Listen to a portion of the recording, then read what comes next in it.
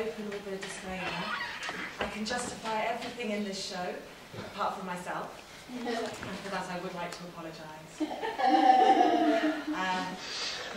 Also, this is the 17th show that I've made, and it's always the same show.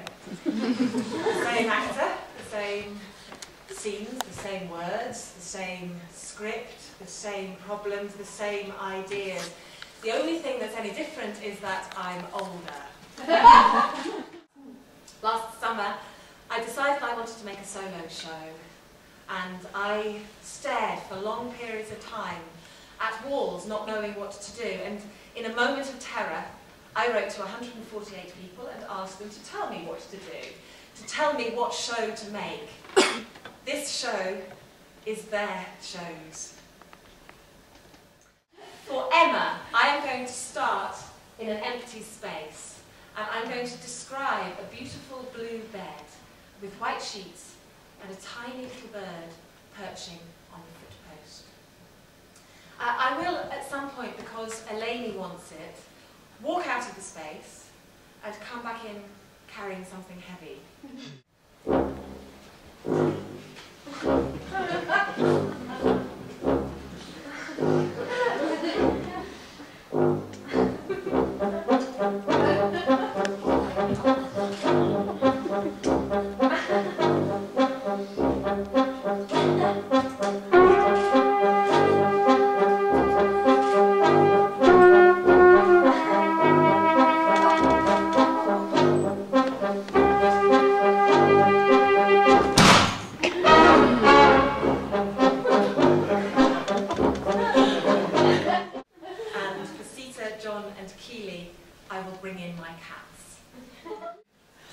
It's my cat, that's Harley.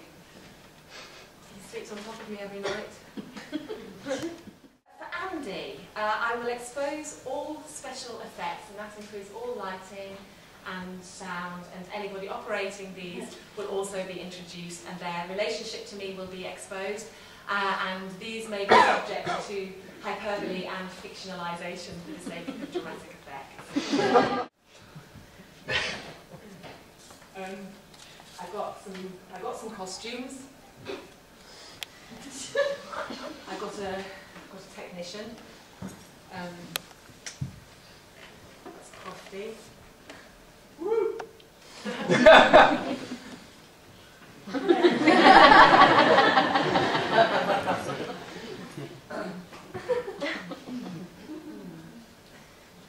We were lovers once.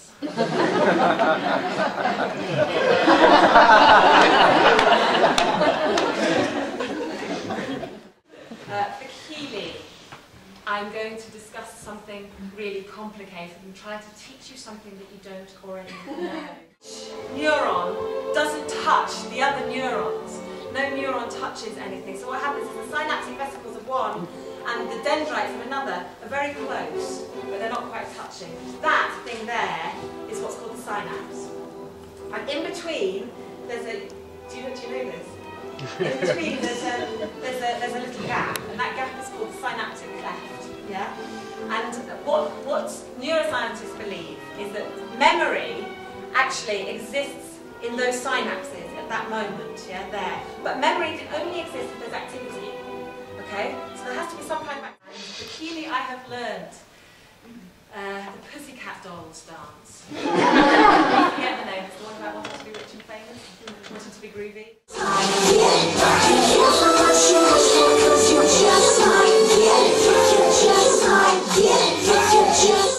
For Alan, I will do a one-woman adaptation of Ingmar Bergman's Cries and Whispers. He said, Anna, come here. Come closer to me. I want you to look at yourself in the mirror. You're beautiful. You're probably more beautiful now than you were before, but you've also changed. I want you to see how you've changed. You used to be so gentle, not weak, but thoughtful and attentive, and now you're somebody else, somebody harder. You look me in the eye more, you stand your ground and hold my gaze. For Robin, I'm going to be using cinematic and literary texts. Bergman, Fellini, George Eliot, Jane Austen and Proust. I'm also going to be exploring the yearnings and ennui of strong but unfulfilled women. I had to look ennui up in the dictionary.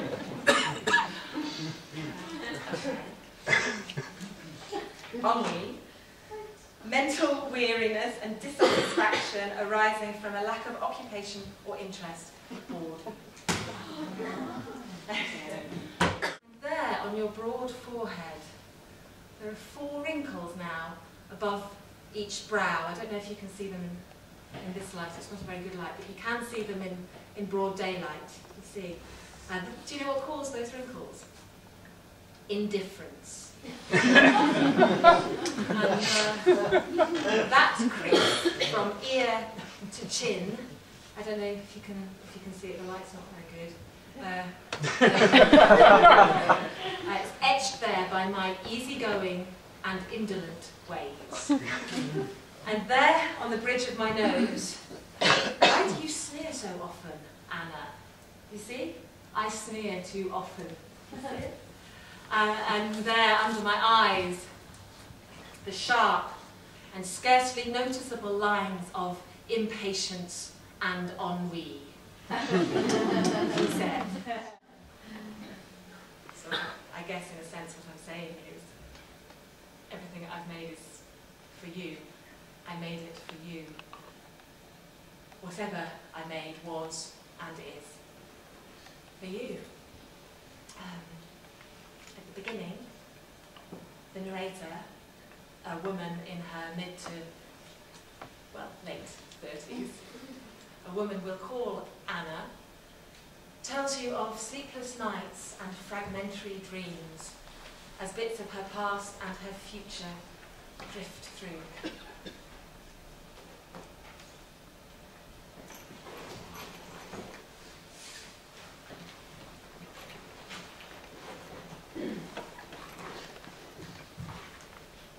It's going to start a little bit like Chekhov's Three Sisters, and it will end a little bit more like Cherry Orchard.